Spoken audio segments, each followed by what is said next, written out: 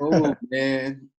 Well, yeah, bro. Well, we can jump right into it and tell the people about who you are, what you do, family.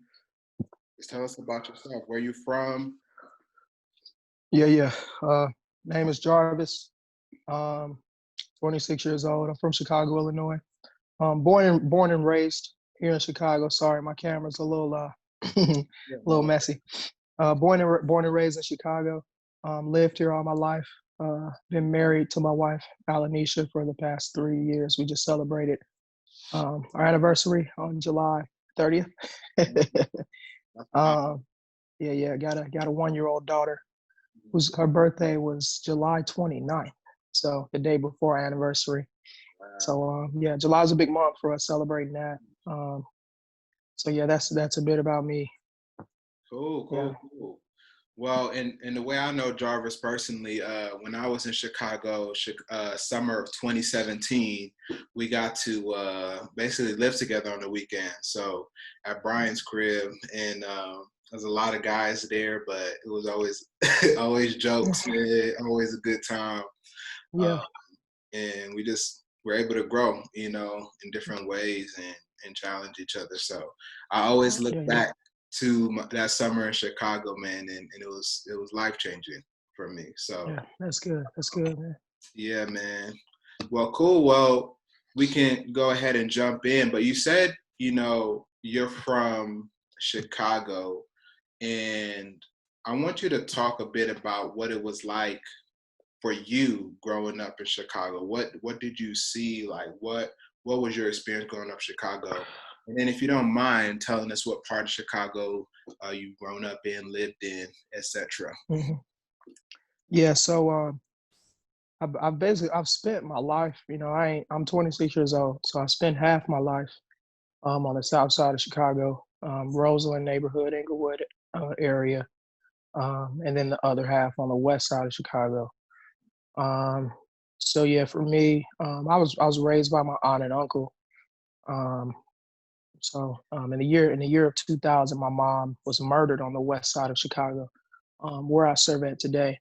Um, got 9 other siblings, seven brothers, 2 sisters, um, but three of us, only 4 of us lived together with my aunt and uncle.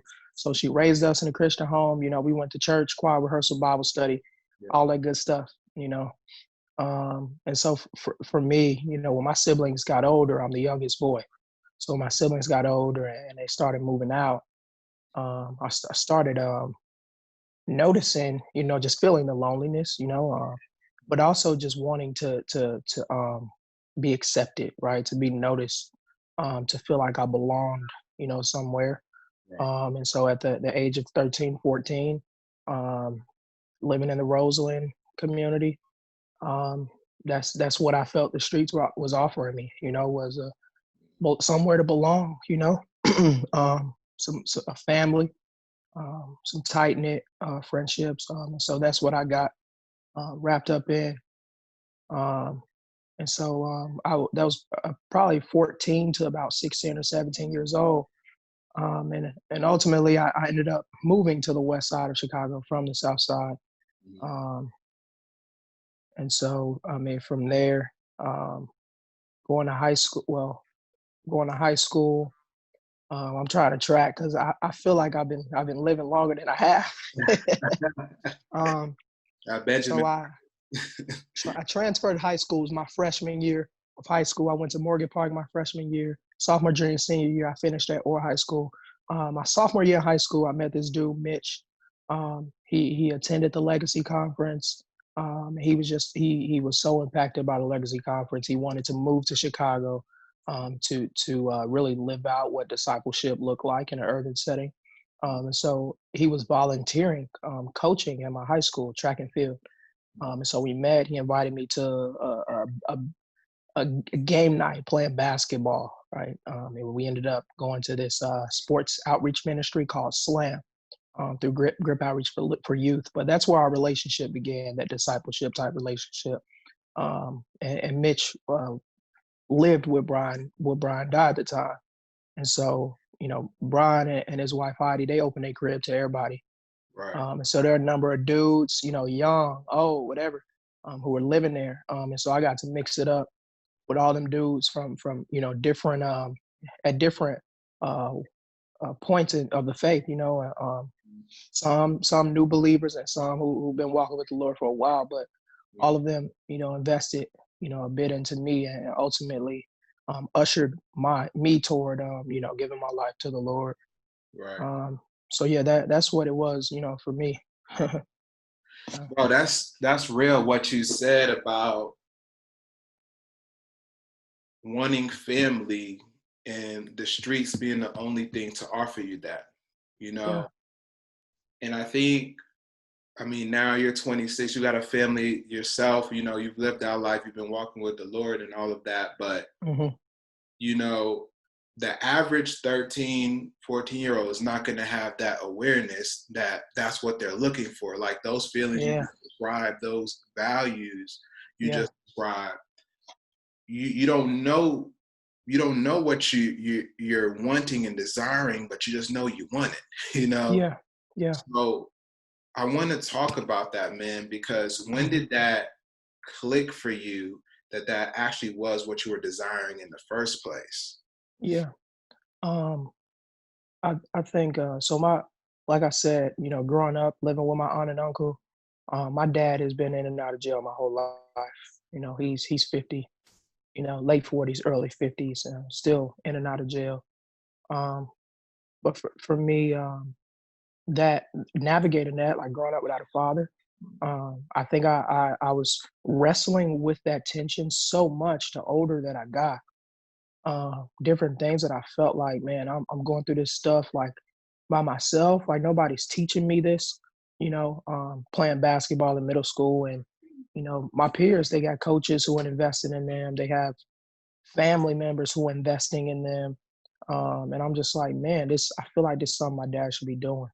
And so naturally, I kind of gravitated toward older men, but seeking out like mentorship type friendship relationships with them. Um, but yeah, Right, yeah, right. I don't know if that answers your question. Yeah, no, it does. I Yeah, mean, and I guess I could have worded the question a little bit better because, then you were seeking family, you know what I'm saying, but you were seeking it in the streets. And I think yeah, there was a point where it clicked that the family you needed was actually in people who were actually living out this walk, this journey with God, yeah, much more so. yeah. Yeah, I think that really started to click with me when my aunt she put me out. You know, like I said, being raised in her crib with her. So much of what I was doing in the streets, it began to come back to the house. And Mhm. so I came in the crib one day. It was late, and she had my stuff packed already. And she was like, "Look, I called your sister. Look, I can't do this. You can't stay here no more. I love you, but you gotta slide." All Yeah. right. And from there, like, once I moved and lived with my sister, the same dudes would be hitting me up and, still like, "Hey, what's going on?" And still trying to, maintain a friendship. But at the same time, I started hearing about them same dudes that I was with being killed. Mm. And so I'm like, at the time where I was around, we were just being introduced to guns. You know what I'm saying? But for me, I really began to understand that like this was bigger than just this is my group of friends that we just happen to kind of just live this kind of friendship. Like this was bigger than a friendship type deal. Like this something else. Right. And that's when it began to click with me. Like, going through 16, 17, 18, 19 years old, and it's the same group of dudes that are still together. And I'm like, man, y'all not tired of getting locked up? Y'all not tired of being shot at? Y'all not tired of y'all friends like dying, going to jail? Y'all not tired of this? But I began to understand that like there's something that they want. Looking at those friendships, I'm like, man, none of my homies that I was with had dads around. Mm. You know, their mothers were present, Right. and uber supportive and active, right? But it was just something different about a younger dude looking up to an older dude on the block, a big homie. You know what I'm saying? And it's like those were the things that I saw my friends seeking after. Like, yo, I want a big brother, like somebody to look up to, or Right. you know, yeah. So and for me, that's what I learned, that like all the click stuff, this, gang that. I'm like, man, this is really like we we want somewhere to belong, like somewhere to say, yo, this mine. You know, I can take pride in this. This is my neighborhood. This is my block. This is my corner. Like this is mine. Right. Yeah. Right. That's real. Yeah. But here you are, right? You're 26. You have a family. You have a wife. Y'all are going on 3 years of being married, or y'all just hit 3 years of being married. Yeah. And now you're starting this thing called Hood Heroes, right? So talk to us about what Hood Heroes is, what it represents, and how you went from Jarvis on the block to Jarvis empowering young guys on the block to change the world in their city. Yeah. So I'll say this. I went to Eastern Illinois University. I double majored in English and professional writing. Mm. The day before I left to go to school, I was getting my second tattoo, and I'm in my tattoo man's basement. Right, he hooked up the first one, so I went back, and I'm like, yo, you know, hook me up. What's up? And a random dude jumped in through his basement window, sat down, caused a little commotion. He got up, and the tattoo man's about to let him out. The tattoo man opens his back door, and this dude's brother who jumped through the window, his brother is standing at the top of the stairs. And he just starts firing shots at the tattoo man. So me and a couple dudes were in there from high school. We run into this room. We make it out the basement. And I literally ran like probably a mile straight all the way back home. And I literally ran in the house and just started packing my stuff.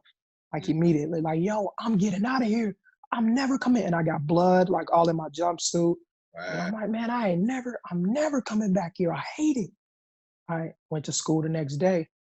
And I think so that was my heart for wanting to go to college, man, I want to get out of this city. Like, I hate this. I can't live like this, right? Yeah. And so I embraced a lot of the culture in Central Illinois, right? Country music. I still listen to country music to this day. You know what I'm saying? Pickup trucks. I love trucks. You know what I'm saying? I embraced a lot of the culture. You need to come on down here to Texas. Most definitely, man. Most definitely. I embraced a lot of that culture. But I started to just, as I started, seeing posts on social media, started getting text messages and phone calls about family members, about friends being murdered, friends overdosing on drugs, like friend after friend. This dude's overdosed, right? It's like, man,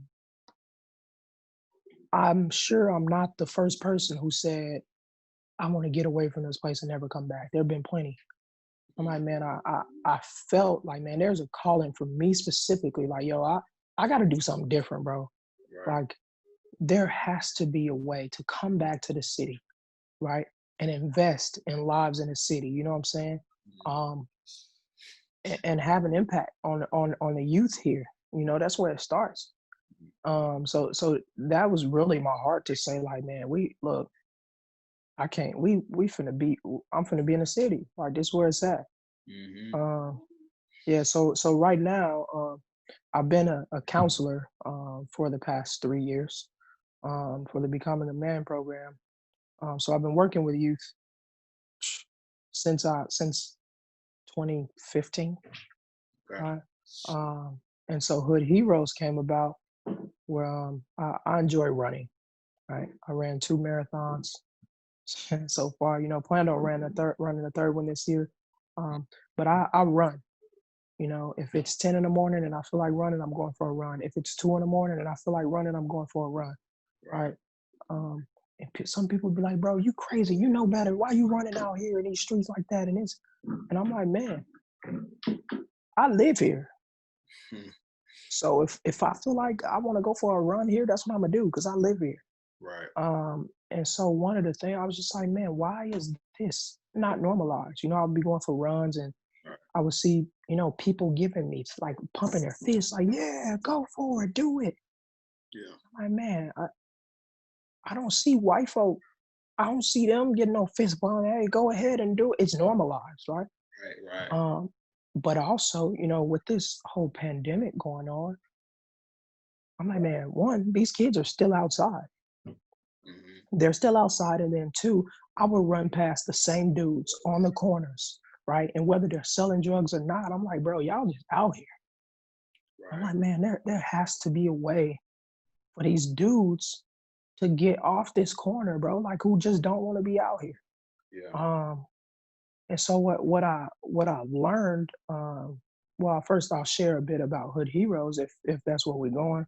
Yeah. Um, essentially, oh man, sorry, I had a phone call.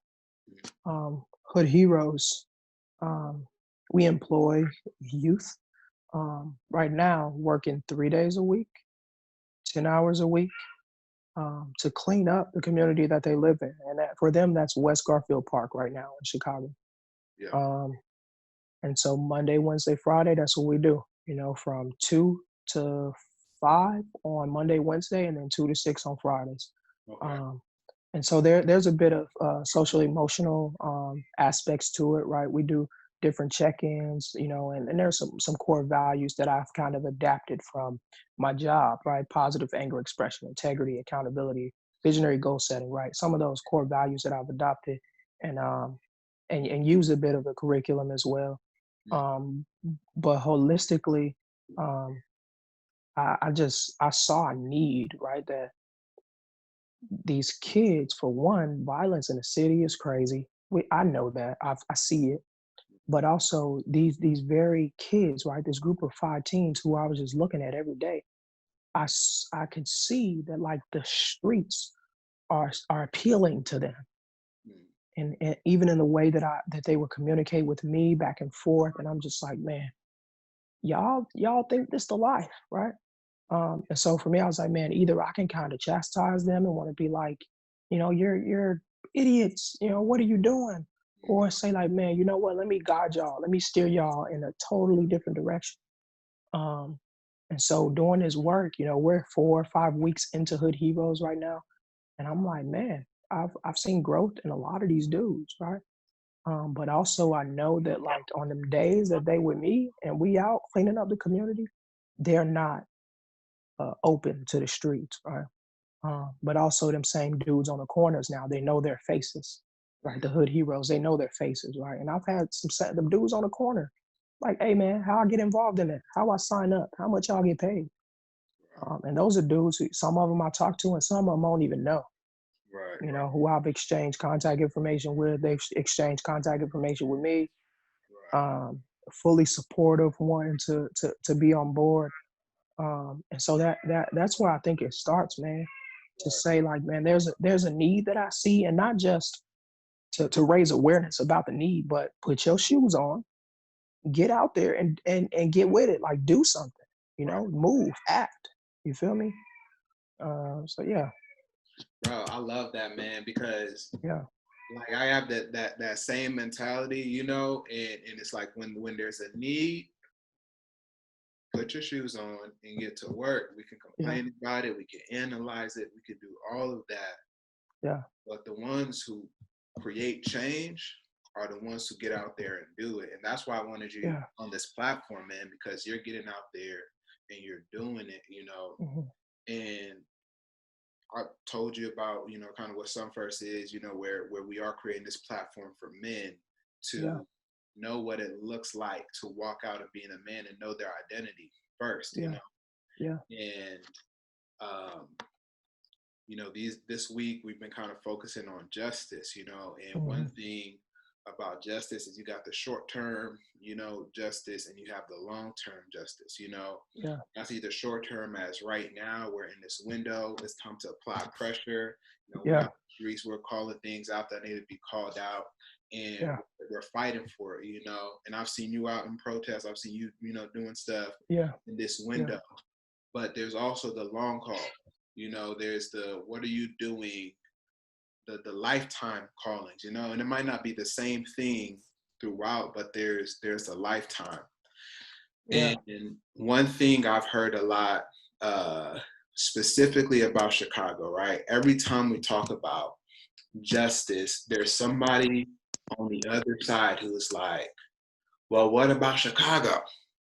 What about the black on black violence that happened in Chicago? They're killing each other every day in Chicago, and there are people like you who are making a difference, but y'all aren't on the TV.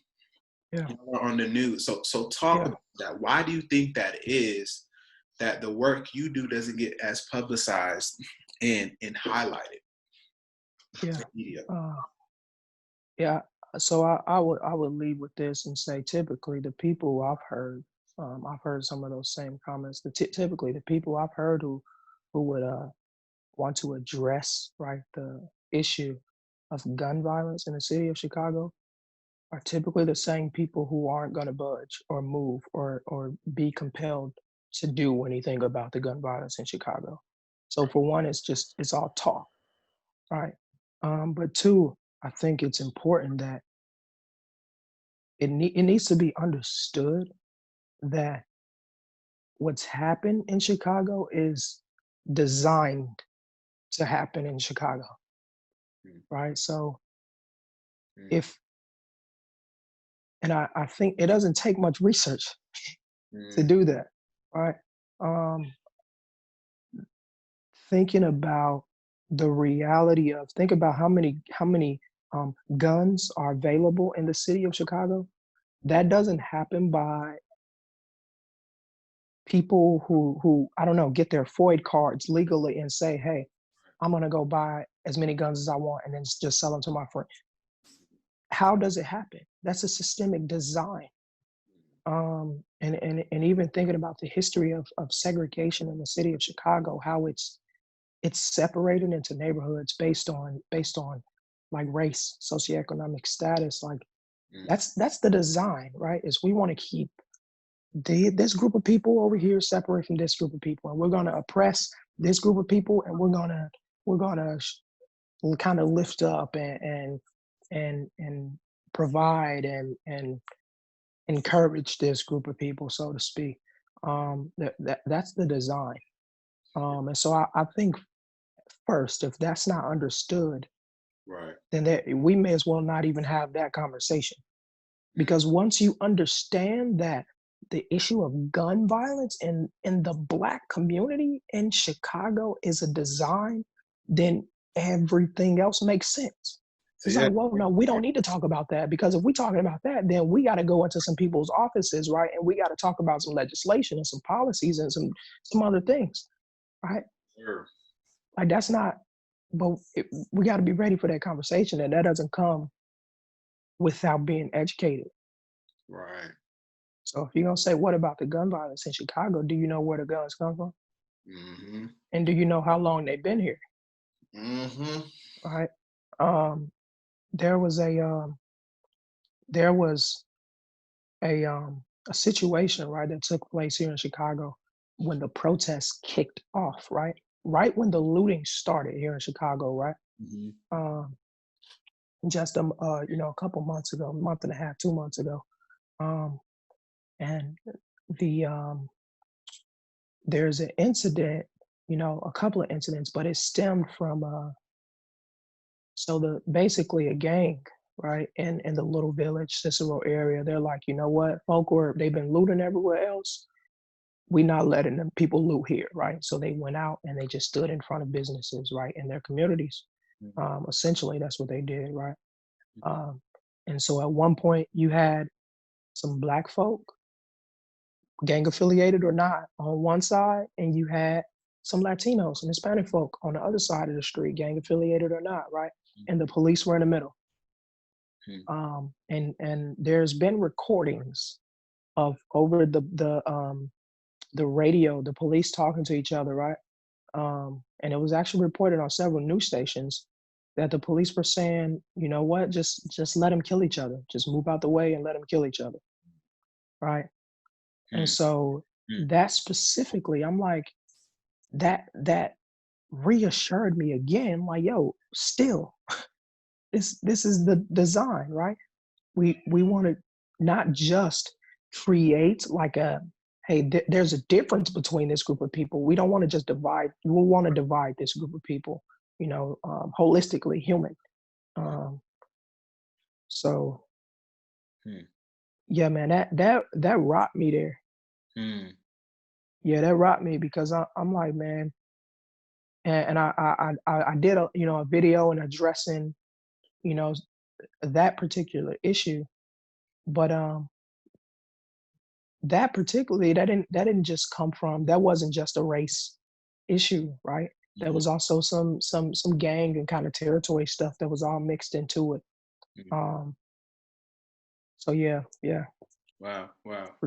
yeah, Man, you're really taking the argument and you're doing some surgical work. That's mhm, you know you hear the saying that around preachers you're doing some surgery on it, doc. You're breaking it down, and I yeah, think in a way a lot of people need to hear that because what I hear you saying is it's not just a bunch of angry black people killing each other, but there is a system that is unseen, that's also at work in behind the scenes, and unless you yeah, do the research, the history, and unless you really wrestle with it, you don't even have a bone in the conversation because you have no clue yeah, as to what's really happening. yeah, Hmm. yeah. That Well, that reminded me of being at, I think it was the second day of protests here in Chicago. Um, we ended up the large group that I was with, we ended up being cut off by police, right? Basically, the mayor saying, "Hey, we don't want them going this way," mhm, right? And so we ended up being cut off by police. Um, and what happened was there are bridges, right, that go across the Chicago River in the city of Chicago, right? So once you cross those bridges, that body of water, you have to go across those bridges to get back, right? mhm, So once the protesters kind of got in, to the other side of downtown, mhm, right, where all the kind of the valuable stuff or whatever it is, um, they let the bridges up, mhm, And so one, it's like, wait, first, you're not allowing us to go where we want simply to protest, right? It wasn't a, hey, we got to go here and break in this and do and beat up this, whatever, right? We're mhm, exercising our right to protest. First, you're gonna not allow us to go somewhere and protest. But then two, you're gonna let up the bridges and prevent us from leaving, right? And so luckily for me, I had just missed the whole thing when they were letting up the bridges, right? But video after video, I'm seeing the same day. And even while I was there, it was crazy. mhm, Police ran over people with their cars. This one girl, police officer, just hit her in the back of the head with a baton. mhm, Right? You got these police standing in front of people protesting and trying to block them from going somewhere. So the group started pushing against the police a little bit, and an officer takes out his baton, and he just cracks this black girl in the back of her head. Right? She falls to the ground, and she has a huge just gash, and she gets up, and her head is just bleeding. Right? mhm, And we're telling the officers like, "Yo, there's a lot of blood. Like we know y'all know some kind of medical something to help to treat her." Like right. they're just like, well, we the streets aren't clear, so we can't get an ambulance through here. And so Mhm, we sitting there, and some folk are helping her kind of wrap her head up. And again, this is in the middle of a pandemic. you know, um, mhm, this girl gets cracked in her head because she's denied her right to protest. And so what people would see, right, on the news, what people would hear is, oh, protesters and the police clash and this and the other. But what they don't see was, oh, this started peaceful, but the people were not allowed their right to protest. Right. So what do you do? Mm. What do you do? You know, if there's a door right here and I'm trying to get in that room, I'm gonna open the door. If it's locked and I need to get in that room, I'm gonna kick down the door. But if it's my right and you're gonna deny me that right, Mm. yeah. So, but again, that's, you know, it's a difference between what people see and what they don't, you know, kind of a perception. This is what I think was, or this is what the media has shown, and this is what actually happened. Right. But that's the design, man, to vilify, particularly Black and brown people, to say y'all are wrong, y'all did this, but not acknowledge like, hey, this is the systemically here's been the wrong on our part. Yeah. Man, appreciate you, bro. Appreciate Yeah. you just really sharing these stories and bringing light to the situation out in the city. Yeah. And I just want to, you know, kind of end with this. Tell the people how they can support Hood Heroes and what you have going on. Yeah. What are links, things they can follow, ways they can give? Just tell the people how they can. Yeah.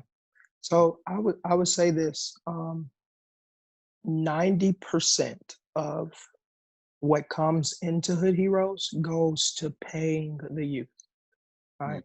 And the reason for that is we don't need much. You know, I have a job, you know, Right. so I'm not getting paid for Hood Heroes. I'm not taking $20, $30 here for gas money, whatever case may be, right? That goes to paying the youth. And the more that comes in, the more youth get employed, right? And so it's not just to pay them to clean up the community that they live in, right? So the goal is, you know, which we've seen already, when these young people, high school age, freshman, sophomore year in high school, when they say, hey, we see an issue, we see something in our community, there's trash everywhere, we want to change that, right? Right. When the rest of the community see that, they get behind young people. And that's what we've seen, man. People have come out their houses and say, hey, I've received phone calls, text messages, hey, just text me the day that you're there and we'll be there. Right. There's one guy, he's come every day, he's brought 2 people with him. But really seeing the community rally around a group of young people who are beautifying their community.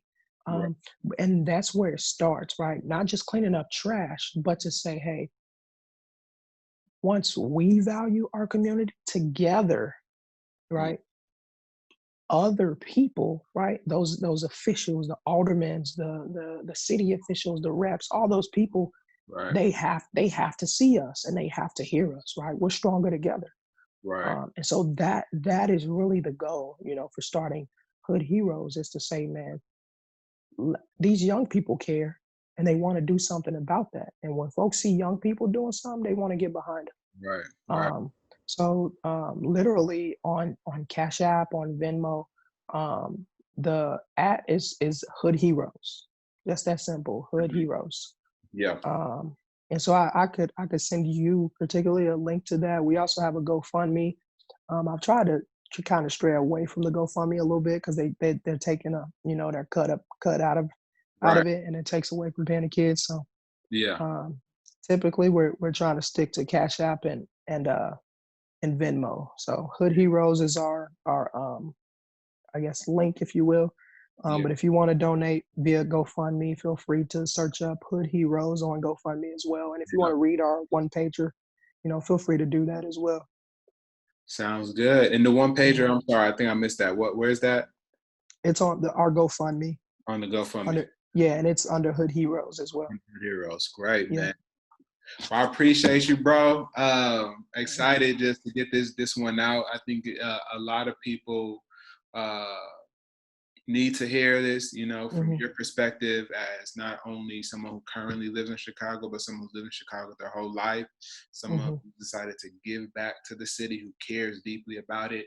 And yeah, bro, and hopefully people can support. So Yeah, appreciate you, yeah. and have a blessed one. You too. God bless And every. we're also on Instagram Okay, at Hood Heroes. at Hood Post, Heroes on yeah, Instagram. posting updates there, things throughout the day, going live here and there. So 300. Hood Heroes. Yeah. Yes, sir. Well, Yeah, appreciate you, bro. appreciate you. Yes, Yes. sir.